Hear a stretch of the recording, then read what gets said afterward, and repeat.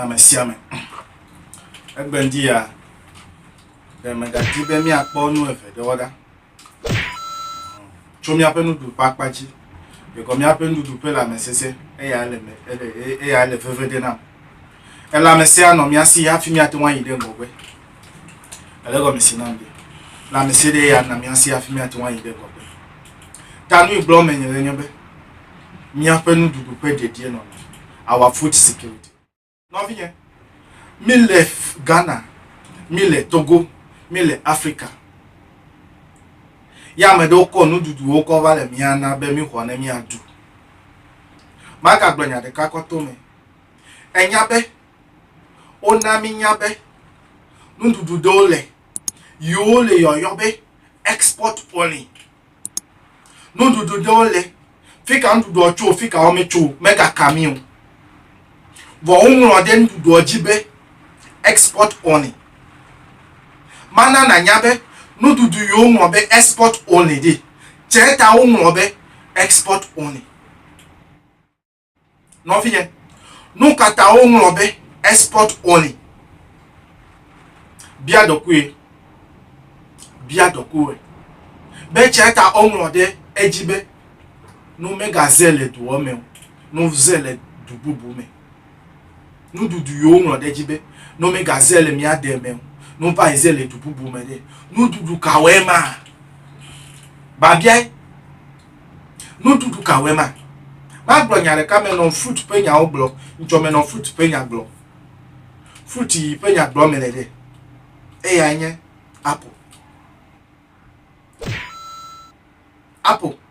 apple ya mesia me duna amesia me plena mi le du menye gbo bon me fa na apple Africa non fini apple de me abialo ele du na o la me sese alo ele du na o la me do ma hi nu me pe vivi gbo ele vivi na o nu me ta evoa alo ele du onya vivi na onya sele to me na we evoa enya biase TV station pro radio station de ka eya la ka wo me do me ya vonye me nyabe na le to le de Net2 TV, especially during Gamedela Akpedenwe, Oman FM Akpedenwe, especially Gatokoyi, Professor Researcher Devana Fuma, Epenkwanye Ohiniba, Machinawe, Ohinibare, Medole Bebloro. Medole beglo na le to dem chuma wure adejiwe wube na ba no shata wale play stone boy pe hat ha pe wedu na de keme ponyu na we na no wedu ale Ghana du kodo me le Togo du kome na de keme ponyu na we po fufu yo me mi le ra po efu nududu kwa chama gbe to me le nududu po machi na we na le todo Oman FM ohini mape gameje adejiwe alo le toto channel 2 Net2 TV adejiwe yemele advert wona o but the program is so vibrant e for le indomie du zakla kali vona enya ni o kwa le indomie wa apoji melegbe wo nto yide internet ji yide YouTube ji na buy check bere nuka yovo ntoto yovo dole menyo pete gblon yovo re menyo pete gblon dole se célèbre la mele aussi yo sena veve se da meti o sena veve se da me non fini ne fere agbe afe plewe ba bia nye be cheta cancer le mia subo wu nu sia no pe cancer le fifla dole le eta do ame kwa chepe cancer le adu pe cancer le gai memi no nu du le pe gba me de me bere e do le me fifia mi cho rubber gba ko hade be nu ka bo we are now eating in plastics vona nyanu in plastic le wo ple were no fi wa futa he gai me jesi de me wo research no de me di ya me ba ponya ti fie ne ye me ga le chi nu le rubber gba me ni megale wo agba ifo na de enyo ube na dunu la agba ifo me ube na dunu le roba gba me ya yi de nu prepare le moto ya ble da ngeme na we ya bla koko da ngeme na we ya le nunu le yi no vinye o me pok pe de won de ke o me pok guy me mi no atadi tu peji de for better health healthy we gbe pen keke ya maybe me le yo fo pa gbe no. So you go and buy microwave. Maga no microwave penyagro because you don't know what you are doing to yourself. Mime lasik blender medical. Maga bleke. Mime lasik blender medical. But that is why I'm still stressing that the importance in Africa are the #1 killers of Africa. If you think I'm lying, prove me. Eh? Ame yo le no locho yovo they call it about China, Europe. America, why when you #1 killers of African industry? I'm all the kuku ya talk be love fine Africa, but government did not see them because they are not educated. They're so-called educated. Why when Jena do? The old chinkui want to like bled the omele open to do omele to do plasi me olo want to bled aussi. The brilliant ones. Agblele aussi o le jomi ntontodu o le eten ntontodu o la ablajodu o me le GMO du o me le Monsanto du we are fond no me do apple la o me vo e wenye tu gbeje no me play apple na wo la o me lo we ma when did our mental slavery go to that level? That if you don't have a microwave in your room or in your kitchen you are lokolo. What to gama bekagbe e ma je gome be no me do win for that away e cha be le moyo ne hello bekagbe ma je gome but watch ana me lo ma de ko dade na yin me bla watch mo na reko watch do chem lo watch do chem bottle watch o betem le zaza do chem but I'll not buy it. Once I have a phone that I can see, my friend, I want to Canada put ya watch. Elego misinamde. Yami for yami ne complain. We need we have major things to worry about in life. Elego misinamde. Our educational system is very poor. Mi me le pole gbogbo. Elego misinamde. Beka de Africa achi. Beka gbe mi ngogbe. Let mommy watch Yami le apple do za plekeli mebele apple de jabana ba o research o enya ila si ma gbo na we ma fruit de si ade ye kaji na we elo ede by we research lo afina no do especially yo mele papa la Africa yo le papa la Africa de me bleva ile yo previous video ba ble de la de no na machina mi ko minya o able wonu wa china we be ya wo leke nukwado akpoga vo ele no view o la machina we ko wu no view menya o do your own research wo research ton ne na pa bere de ne le amegboto pe ngogbe de di alo de le amya me yobo pe vodi me de kuku na fia we ple amachichi we mi da si mene enyade ne wa ide to ale fefede mi le bia do ku me plele yo previous video be me bere yo vo bo be jipo le o mi ide jipo ya ko tu ple pachava o mi atogbe wo le de we ko va wodo na iwe for free no ale o va wodo na for free kura che me ploro o nya be jipo le o ko tu amedo kura de chenu o po kom o to chenu o ba alime apo le do la gleme. Oh, colonize me. Go through the colonial system. Why do Kwame Nkrumah have to fight for freedom? If the white who knows that God exists, God is in heaven. Onyabe mauli jipore. Yesu Christo vakude miapatare. The life we live within the colonialism. Was it a life that is going to heaven? The treatment we had from them, is it a life that is going to heaven? Who is going to be the prefect there? And who is going to be the president of heaven? Okwa bale ko va de miasi mi le sol mes home le yesu yo vo pa kra gbo me da bolo me gbo me da gato do le kasi ohun e kasi amede ponku. Politics ya cover that politics is more than even the religion, even though it is major division we've gotten. Ale go me senamde major division ya onyenami bova mami adome kosol me vuvu subo vuvu cover mami adome. Is it the way to forward? Fifia MPP plan this other parties where MPP plan business jibe achi NDC ya business NDC to jibe achi o me le popo be kam ya won e wa de amegbotoji o e ka which policy can we put in place so that our system can run? And we are there eating unnecessary food and we are dying day in day out. I said before I finish, go and check the apple fruit that you are eating. Our food security. Go and check. The agriculture, the expert, the professors, go and check if it will help. Because Africa, hunger cannot keep. See, Africa continent, the portion that it has a good temperature for crop growing and good land, we can feed the people in the desert. We can feed the rest of the people in the desert. Even in history, Egypt was once rice industrial country. Rice, when it comes to rice, because of their technology. How far has that technology gone?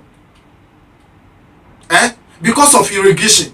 Why can't we involve ourselves into irrigation? Now we are importing fruit from other countries. They buy pineapple from Ghana, go take it to somewhere, refine it, package it, all the additives and all the colors, all the what do I call it, preservatives, and then they give it to you, the black man, to pay money again, take it and drink. And then you think we are going forward. Is that the way forward? My brother, wake up. I mean, you report and harbor them. No phone. Whatever they check in to the country matters a lot. Especially, export only. If you buy something and you go and find out why it means by export only. And our food security, my brother, I am here because of you. Maybe I can keep it up when you know. Mega Nobo Jagbane and subscribe. Me agadogo. Because Magbanyade. No dudu pakpajide. Me we will not joke with it. No dudu pakpaji, we will not joke with it. Because all me wula yeme. Me ma kla me ko business o. But me am pe jeje no. Ala benuka. Ga me no nu atadi to la tedu to peji de cancer me bo. Fifi la me bere. Nu si anu pe dolele de si ade pe cancer le. Cheta o je bo anu nsi be. Hade nu yomi le zazata. Ma gbonya de kalefi. Ma gbonya de kalefi. Anta mi anton mi wo nu yi o jebe mi du. Mi anton mi wo awi o jebe mi do. Mi anton mi wo nu yi o jebe mi za. Akonu agbede. Mi ma pongo gbe yi gbede. Na mi ato. Be mi ato we no vai so engineering no yi de yo vode. No vai so engineering cover. Ya o ma va wele mi ade ore. E ke ma vide de ke me le bole school de. No, nyebe mi ato wa ide in engineering school. Wa do le engineering school for. Ya o nyebe no do va yin. Nu yo vole o ya va copy ava wode. E ke ma mele ngogbe igbe o. Ele come sidamde. Even that, we still take advice. Look at the whole Ghana. Ghana paama. Onyebe mi ejebe mi vai chakla America toy. Afi mi ate wan ngogbe. Ejebe mi vai chakla America toy. Afi mi ate wan ngogbe. Ele mebe fo chichi no amesi do onyo. No vi chichi no amesi do onyo. Eto no amesi do onyo. Vocho gbedegbe vig de ka tututu Ghana te npo. Ele comme sinamde. Vide ka tututu Ghana te npo le US to gbo. Vide ka. Britain to ne menye be sikal Queen va chole Ghana o. Queen ma da for Africa gbede che tututu vide ka tututu Ghana duko alo Africa duko pole yovo to si. Alo yovo pasi me. No va ava to kojina do deka. Ekema ho do cause woto. No va ava to school hona do deka kama vonu ole lo locho Ghana college jole menye nu fie wanti egbe penya egbe mele nyebere. Apple fruit mi de jaga woto ba research le YouTube. Eya enyere de kuma ba gbleda ya me. By war research na woto na po na do kuwe. Nu dudu yo le so. Menya be Ghana o ma import banana. But only banana import. All I could do import le Ghana there. And we ne pe Ghana duko. And we ne pe Togo duko. And we ne pe Benin duko. Our president must be ashamed. Our leaders. We cannot import banana. Banana o ma import olo. Me kwa magbonyare. No do de ole de. No do de ole. If you are in charge of the port, you are in charge of the airfield. Hello airport. Machina we.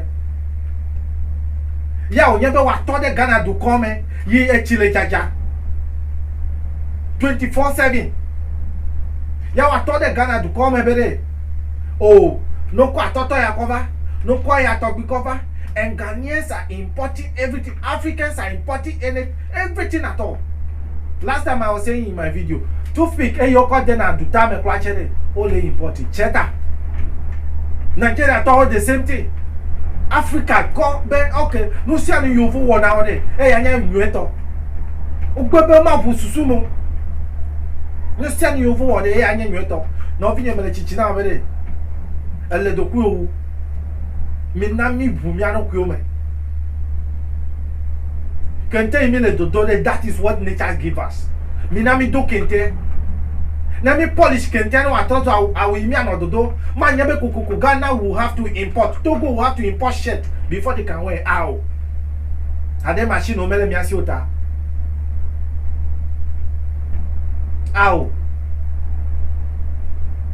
No me do Apple de na rekema wo.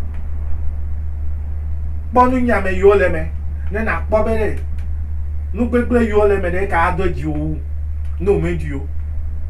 No nyame, are you lacking any nutrient? Elego me sinamde.